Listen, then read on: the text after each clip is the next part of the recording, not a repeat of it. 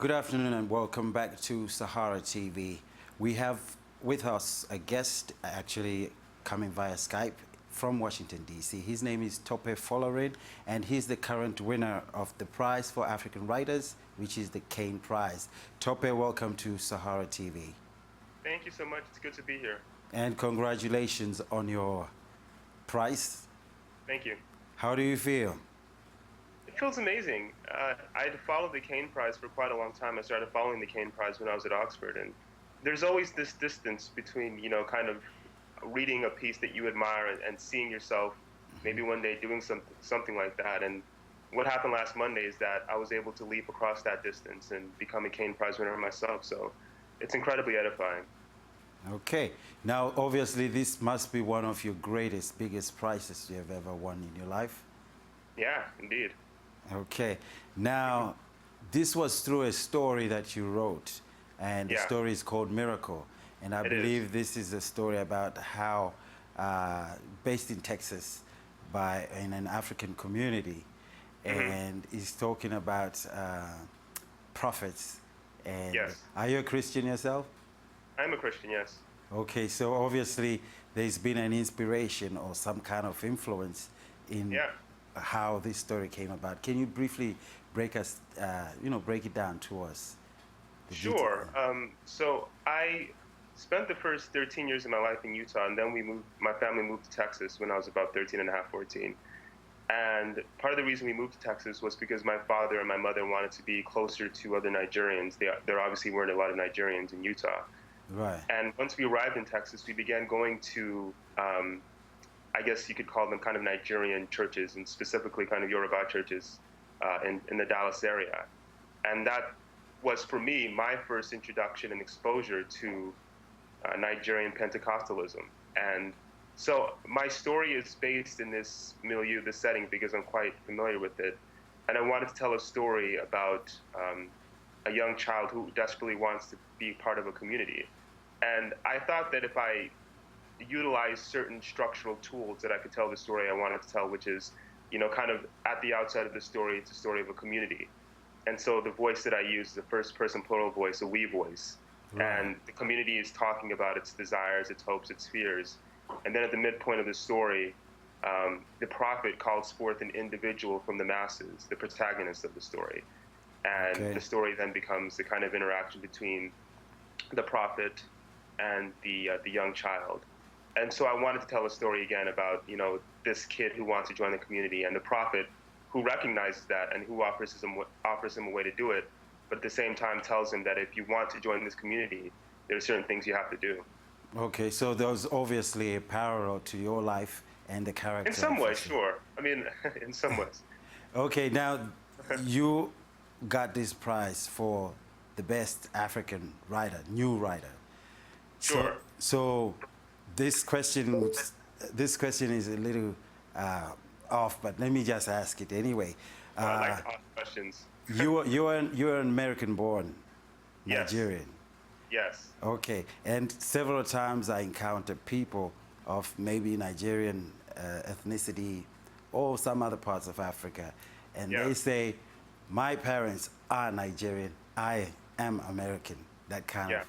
Yeah, so now how do you identify yourself? Because you've actually obviously labeled as a Nigerian writer who won the Caine Prize.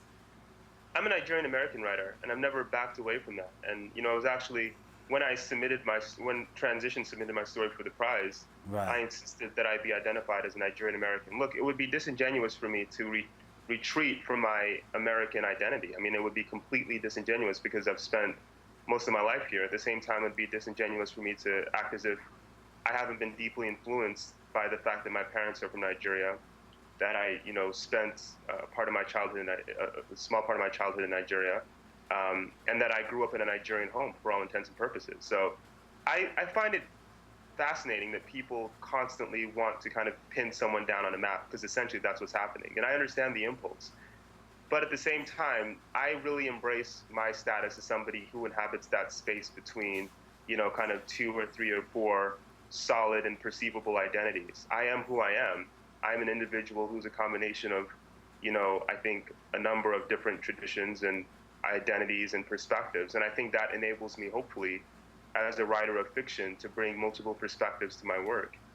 Okay, I'm not trying to pin you down. I'm just trying to clear, because sometimes some Absolutely, no, it's a relevant question that I think people need to ask to just clear that. It's an important question.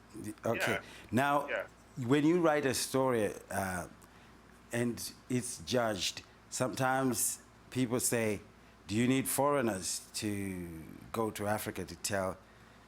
You know, like in the past, these stories are judged by foreign judges judging African writing.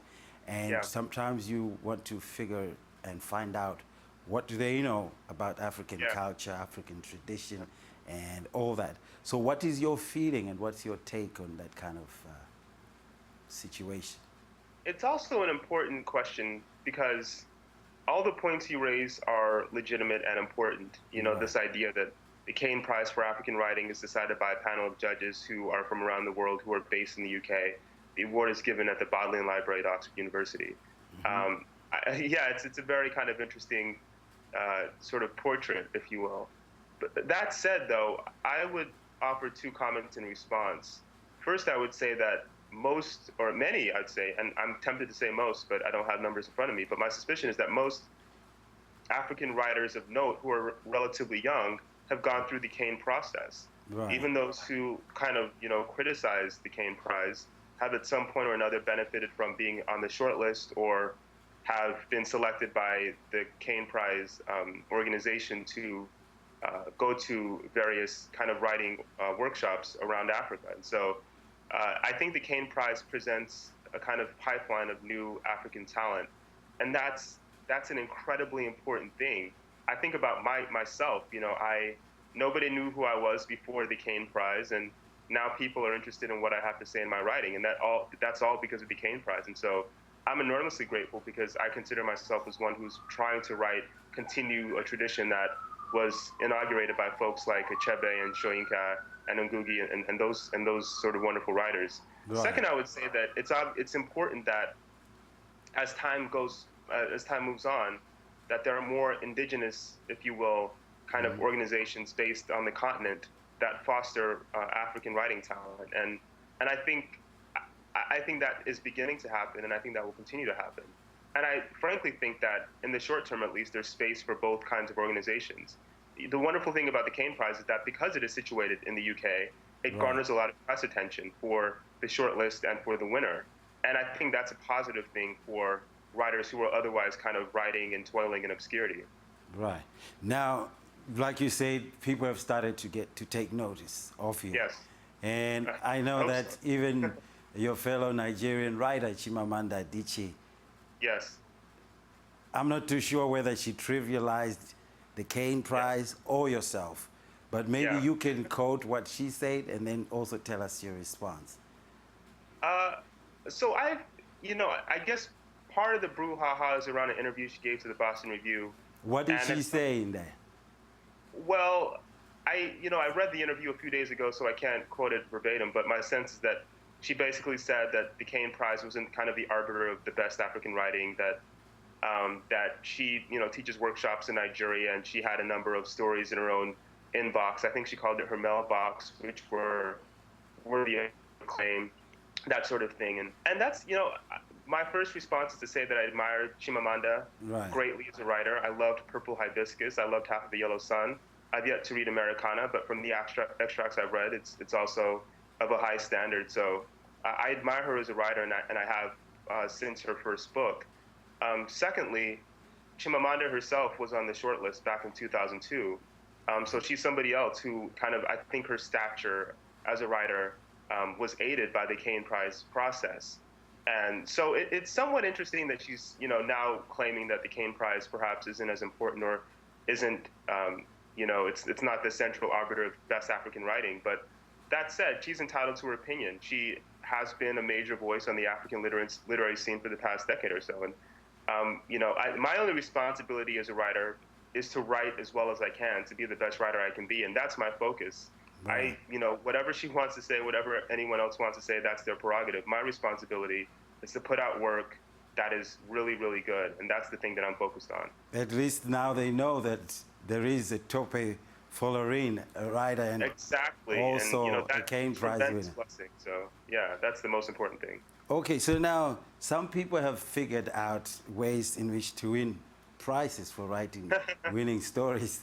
Yeah, yeah. Yeah. What was your formula? Did you apply any? I didn't Or have any. you told me already that you used like personal experiences, but Well, yeah, well, but I think every writer draws on personal experience. You know, when I wrote this story about. So the first time I wrote this story, I was at Oxford, so back in basically 2006. right. And then I wrote a different version, a newer version of the story back in 2010, and it was published by Transition last year in November of 2012. And I'm being completely honest with you when I say that I was not thinking about the Caine Prize for African Writing when Right. my story was published, because I didn't even know, to be frank, that I was eligible for the Caine Prize. It wasn't until a writer, after my story was published, a writer reached out to me and said, "Hey, I really like this story. I think it's really strong, and you should consider entering it in the Caine Prize." And I wrote back promptly and said, you know, I wasn't born in Nigeria. My parents were born, both of my parents were born in Nigeria, but I was born in America. And he informed me that that was a clause that if you are the son or daughter of two parents who were born in Africa, then you're eligible for the prize. And Right. so then I thought, wow, you know, and I knew about the Caine Prize history. I knew about the wonderful history of its shortlisted writers and how well they've done in their careers. And so I consider myself somebody who's writing as an African in the diaspora. So I immediately kind of wanted to enter my story in the prize. But I say that all to say that at no point when I was composing this story or any of the other stories that I've been working on was I thinking, oh, maybe one day this will be on the Caine. I didn't think I was eligible for the Caine Prize. So I was not thinking of any formulas. Again, I just wanted to write a story that was innovative, compelling, and ultimately a story that hopefully in some ways touched the people who read it. Okay. So do you have a mentor at all? Who somebody you look up to, somebody you maybe talk to, a professor, Sure. a family member? My immediate mentors, I must say, are the books on my bookshelf, because those are the books that I consult on a frequent basis. I haven't, you know, I'm writing somewhat outside the kind of, I suppose you could say, those writing institutions that traditionally foster writing talent. I've been writing, you know, on my own for a long time. And so the one thing that I've tried to do is to read as closely as I can, and to read as widely as I can as well. That said, over the course of the past year or two, I've made some friends who happen to be writers. Helen Habila is somebody that I've connected with a few times, and he's been a wonderful help. And Marita Golden as well, who's a prominent writer here in the States, is somebody else that I've had some contact with. I've met other writers. You know, I was recently I won a fellowship that's given by Callaloo, which is a really great journal here in the States. And I had the chance to meet Mazim and Gisti there, and Robbie Howard, who are two other writers that I admire greatly. So I have been in contact with other writers, but the thrust, the bulk of this writing came at a time when I didn't know anyone, when I was just writing, again, in anonymity and obscurity. And in retrospect, I appreciate that, because it forced me to be honest about what I was trying to do, and it forced me to work harder than perhaps I would have otherwise. Okay. So what kind of books do you have on your shelf? Everything from, you know, Shoyinka's plays, which I love to read. Of course, I love Ben Okri, so I think every single book he's ever written, I have on my shelf somewhere. Then, of course, folks like Down to Cat, who I love, and Juno Diaz, I love as well. Toni Morrison. And I really like reading short stories as well. So I love Alice Munro. I love Deborah Eisenberg. She's one of my favorite writers of all time. Tomas Transtromer is perhaps my favorite writer of all time. So a number of people. Again, I try to read as widely as possible. I try to read outside my experience, because I think that hopefully helps my writing and helps my thinking as a human being as well. Okay. So a lot of reading obviously makes you a better writer. A lot of reading, yes. Now let's talk about the money. I know you got almost 10,000 pounds, right? Sure. Yeah, 10,000 pounds. You're rich. Is that rich? In 2013? Okay, so what do you intend to do with the money? You're It's going only... into savings. It's in the savings account. I'm not touching it. Okay. So from here, where? next? Because obviously now this is the doorway that's open, Yeah. and you're obviously going to be writing a novel, maybe. Yeah. So No, what? from here, the challenge is to. The wonderful thing about the Caine Prize is that it kind of puts you, at least for a moment, on the kind of world literary stage in a way. And the challenge for the writer who wins is to produce great work. And that's a challenge I welcome. I've been working on a manuscript for the past 3 years. I'm Right. happy with it, but now the challenge is to make sure that it's as good as it can be. And that's something that I'm invigorated by. And so every day I'm working as hard as possible to write a really compelling book. Okay. Now, that story that you obviously wrote, Miracle, that obviously was responsible in winning you this prize. You took like a year to write that. How long would you take to write a whole novel? Well, I've written a novel, and it took me a year to write all of the stories in the book, but I have been revising again since 2010, basically. And so, what I would do is that I would write one story, then I'd place it aside, then I'd write another story, and so on until I had a collection I was happy with. And then I went back and revised one story for 2 weeks, and then I placed that one aside. I revised the second one for 2 weeks, I placed that one aside. And what happened is that because I worked in such a systematic way, by the time I returned to the first story I hadn't seen it in 2 or 3 months, and it was relatively new to me. And I could see the faults in it, and I could work as hard as possible to get rid of those faults. And so I've been doing that for, again, about 3 years now.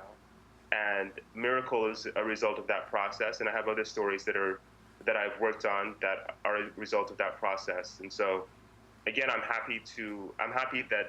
really happy that I'd written something at length before I won the prize, because I imagine it would be very difficult to begin writing something new at this point, because I'm talking to a lot of people. I'm talking with you, for example.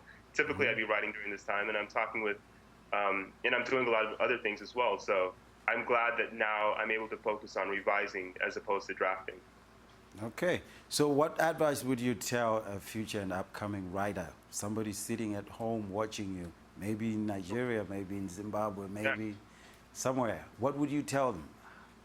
I would say the first order of business is to read as much as possible. When I knew I wanted to be a writer, the first thing that I did was to build a collection of literature, something that I could go to maybe at 2 a.m. in the morning, or maybe at 9 p.m. at night, or at 12 in the middle of the day, something that was instantly accessible for me, because I knew I needed to build up a kind of library of references and traditions that I could draw upon at any point. So that's really the baseline. The baseline is being as widely read as possible. That means if you're just reading literature from Nigeria or from Africa, it's time to start reading literature from Europe and America, and vice versa. And then after that, it's important to start writing. And one has to write for a very long time before, I think, arriving at a voice that's comfortable. And that's a process that took me probably 4 years, maybe. I had to write continuously until I arrived at a place where I thought I recognized myself on the page. And I'm surprised by how long that took. And then there's the initial, once you start writing stuff you're happy with, you have to be self-critical. You have to develop a way of having distance from your work. Otherwise, you'll be deceived into thinking that everything you write is beautiful, and obviously it won't be. So it's a long, arduous process that also requires, I think, just engaging with art in general, watching movies, looking at paintings, doing your best to become a holistic artist, and not just somebody who focuses on a particular tradition at a particular time. Okay. Tope, it was great talking to you, and obviously congratulations again for that prize. We wish you success in the future endeavors, and obviously we keep looking out for the next book. So stay tuned. Coming up next is Sahara TV Talkback, which is a Skype segment. So if you want to join our Skype segment, please call us and hit us up on SaharaTV, and that's our Skype ID, SaharaTV. Thank you. Stay tuned.